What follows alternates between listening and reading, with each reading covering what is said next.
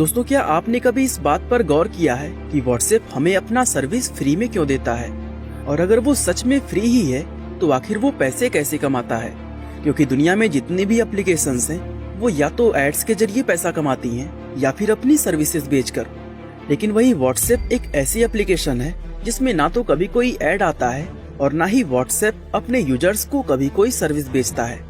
दोस्तों, आज हम व्हाट्सएप की वो सच्चाई बताने वाले हैं जिसे जानकर आप पूरी तरह शॉक रह जाएंगे। तो चलिए अब इस वीडियो को शुरू करते हैं।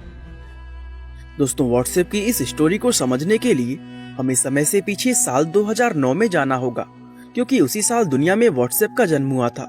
ये वो समय था जब आईफोन और एंड्रॉयड फोन की कुछ समय पहले ही शुरुआत हुई थी और फेसबुक दुनिया में तेजी से फैल रहा था।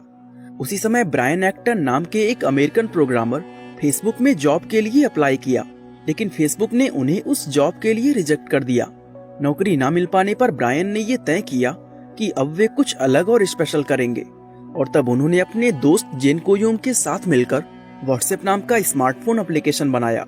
ये ऐप शुरुआत में स्टेटस अपडेट करने के लिए डिजाइन की गई थी, लेकिन जैसे ही इस ऐप के अंदर प्राइवेट मैसेजिंग का फीचर शामिल किया गया, एप्लीकेशन दुनिया में तेजी से फेमस होने लगी, क्योंकि उस समय लोगों के पास फ्री मैसेजिंग करने का और कोई बेहतरीन साधन मौजूद नहीं था।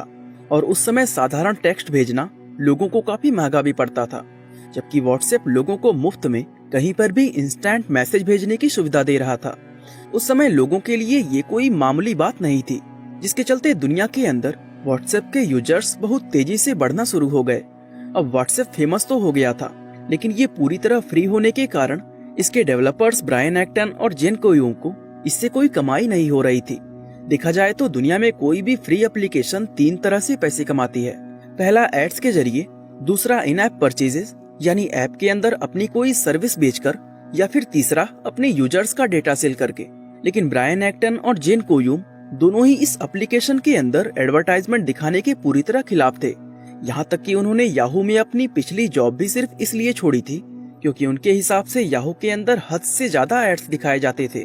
इसके अलावा वे व्हाट्सएप के अंदर इन ऐप परचेजेस जैसे भी कोई भी चीज नहीं रखना चाहते थे, क्योंकि ऐप के किसी प्रीमियम फीचर को इस्तेमाल करने के लिए यूजर्स का पैसा खर्चा करवाना उन्हें किसी भी तरह से सही नहीं लगता था। अब लास्ट में तीसरा और आखिरी रास्ता था यूजर्स का डेटा बेचकर पैसा कमाना। लेकिन दोस्तों, दोनों ही डेवलपर्स यूजर्स की प्राइवेसी का बहुत इज्जत करते थे, और वो शुरुआत से ही ऐप के अंदर प्राइवेसी को मेंटेन रखने के पक्ष में थे। यानी यूजर्स का डेटा सेल करके पैसा कमाना भी उनकी लिस्ट से बाहर था। इसलिए शुरुआत में कुछ समय तक व्हाट्सएप पूरी तरह फ्री रहा और दोनों डेवलपर्स को इससे कोई भी कमाई नहीं हुई। लेकिन समय के साथ जैसे जैसे इनके यूजर्स बढ़ते गए और वीडियो व इमेज भेजने जैसे फीचर्स ऐड होते गए, वैसे वैसे इसको फ्री रख पाना मुश्किल से नामुमकिन होता गया, क्योंकि व्हाट्सएप को मैनेज करने के लिए एक बड़े सर्वर और बड़ी टीम की जरूरत पड़ने लगी थी, और ये सब मुफ्त में कर पाना किसी भी तरह पॉसिबल नहीं था। इसलिए काफी सोच विचार करने के बाद डेवलपर्स ने व्हाट्सएप को चलाने की एक फी रखी, जो $1 प्रति वर्ष थी, और हमारे भारत में ये फी 49 रुपए सालाना होती थी। कुछ देशों में इस फी को ऐप डाउनलोड करते वक्त ही चुकानी पड़ती थी, जबकि कुछ देशों में व्हाट्सएप पहले 1 साल फ्री चलता था और फिर उसके बाद इस फी को चुकानी पड़ती थी। इस $1 के शुल्क की सबसे खास बात ये थी कि ये असल में कोई शुल्क था ही नहीं, क्योंकि अगर कोई व्यक्ति साल के अंत में व्हाट्सएप का ये फी नहीं भी चुकाता, तब भी उसका व्हाट्सएप बंद नहीं होता। यानी ये शुल्क असल में एक डोनेशन की तरह था, जिसमें कुछ लोग इसको चुका देते थे, जबकि कुछ लोग व्हाट्सएप ऐसे ही फ्री में इस्तेमाल करते रहते। अब बिजनेस के नजरिए से ऐप के अंदर इस तरह का शुल्क रखना पूरी तरह गलत था, लेकिन सभी को चौंकाते हुए ये आइडिया काम कर गया। यानी ऑप्शनल होने के बावजूद भी दुनिया में इतने लोग $1 के शुल्क को चुका देते थे कि व्हाट्सएप काफी समय तक बिना किसी परेशानी के लगातार इसी तरह चलता रहा। हालांकि अभी भी व्हाट्सएप की कमाई सिर्फ इतनी ही हुई थी कि इससे सिर्फ इसे चलाए रखने के खर्चे पूरे हो पाते थे, और डेवलपर्स को अभी भी इससे कोई खास कमाई नहीं हो रही थी। लेकिन फिर भी ब्रायन एक्टन और जेन कोयोम ने इसे इसी तरह चलाए रखा। समय के साथ साथ व्हाट्सएप के यूजर्स बहुत तेजी से बढ़ रहे थे, इसलिए बड़े बड़े इन्वेस्टर्स ने व्हाट्सएप को अप्रोच करना शुरू कर दिया। शुरुआत में डेवलपर्स ने किसी भी इन्वेस्टर के ऑफर को एक्सेप्ट नहीं किया, क्योंकि उन्हें डर था कि इन्वेस्टर अपना पैसा लगाने के बाद ऐप के अंदर एड्स डालने पर जोर देंगे। लेकिन व्हाट्सएप का यूजर बेस इतना बड़ा हो चुका था कि इन्वेस्टर डेवलपर्स की सभी शर्तों पर अपना पैसा इसमें इन्वेस्ट करने के लिए राजी हो गए। इस तरह इन्वेस्टर्स के आने से व्हाट्सएप की अच्छी खासी कमाई शुरू हो गई। लेकिन डेवलपर्स ने फिर भी अपना ध्यान सिर्फ व्हाट्सएप को दुनिया की बेस्ट मैसेजिंग ऐप बनाने पर लगाए रखा। दोस्तों, जितने ज्यादा यूजर्स बढ़ रहे थे उतने ही ज्यादा इन्वेस्टर्स भी बढ़ते जा रहे थे। काफी समय तक ये व्हाट्सएप की कमाई की मेन स्ट्रेटजी बनी रही।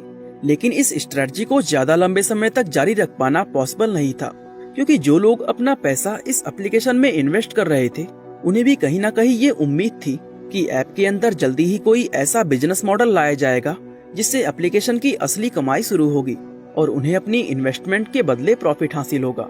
अब ऐसे में डेवलपर्स के पास सिर्फ दो ही ऑप्शन बचे थे। पहला ये कि वो कमाई शुरू करने के लिए व्हाट्सएप का कोई बिजनेस मॉडल तैयार करें, या दूसरा ये कि वो इस एप्लीकेशन का कोई अच्छा खरीदार ढूंढकर इसे बड़ी कीमत पर बेच दे। और ब्रायन एक्टन व जिन कोयूम दूसरा रास्ता चुनते हुए इस एप्लीकेशन को बेच दिया। 19 फरवरी 2014 ये वो दिन था जब फेसबुक की तरफ से ये बयान दिया गया कि उन्होंने व्हाट्सएप को $19 बिलियन की रकम में खरीद लिया है। ये रकम इतनी बड़ी थी कि बहुत से लोगों को इस खबर पर विश्वास तक नहीं हुआ था।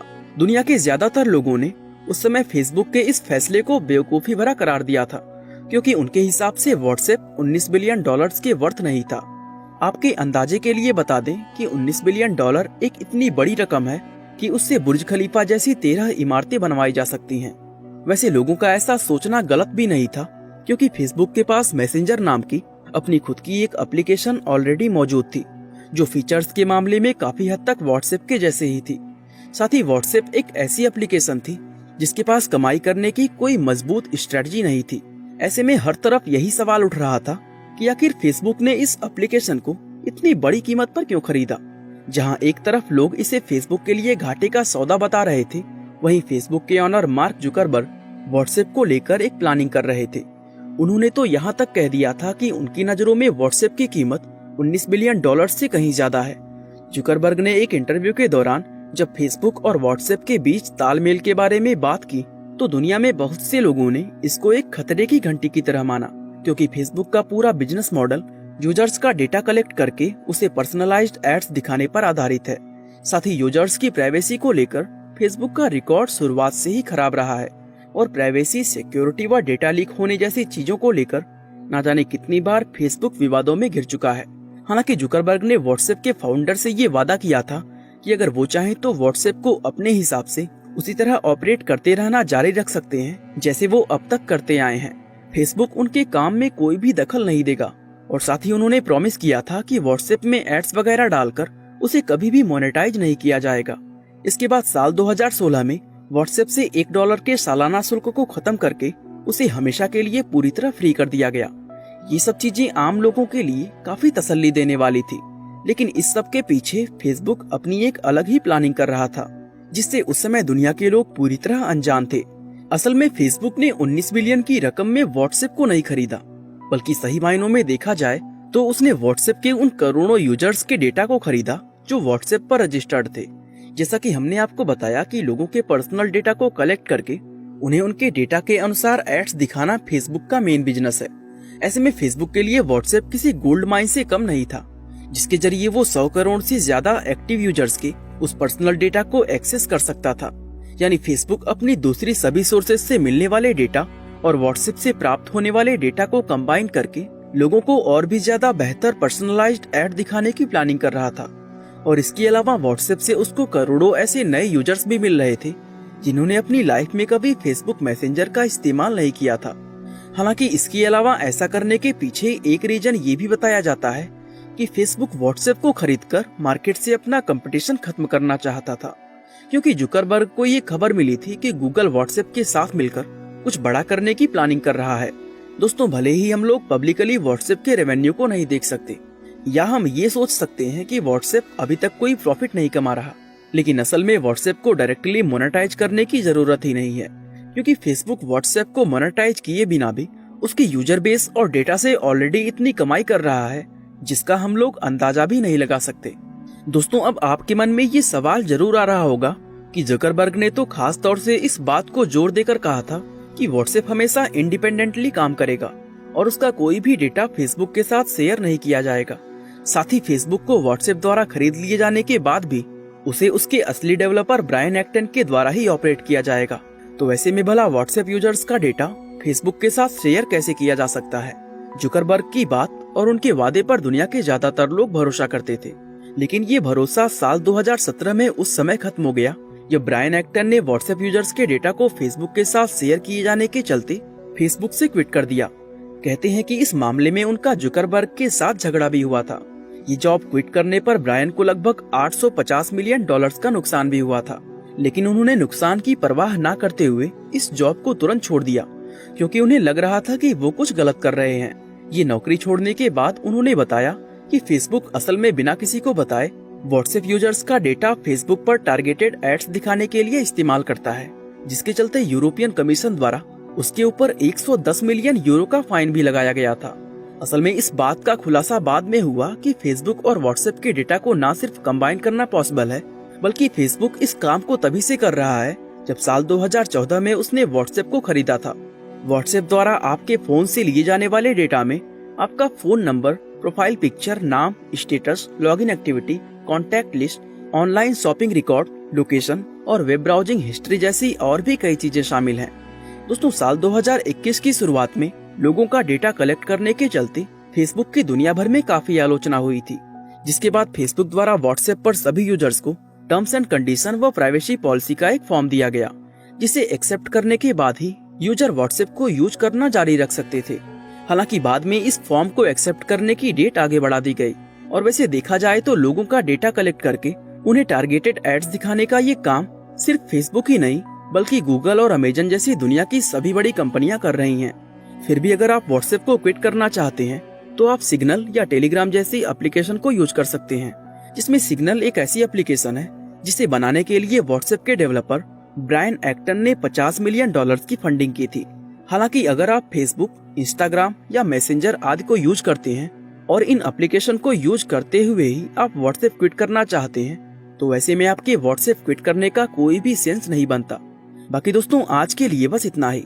आप इसी तरह के टॉपिक का सजेशन हमें कमेंट बॉक्स में दे सकते हैं, हम जरूर उन पर वीडियो बनाने की कोशिश करेंगे। बाकी वीडियो को लाइक, शेयर और चैनल को सब्सक्राइब करना बिल्कुल ना भूलें। आपका बहुमूल्य समय देने के लिए बहुत बहुत धन्यवाद।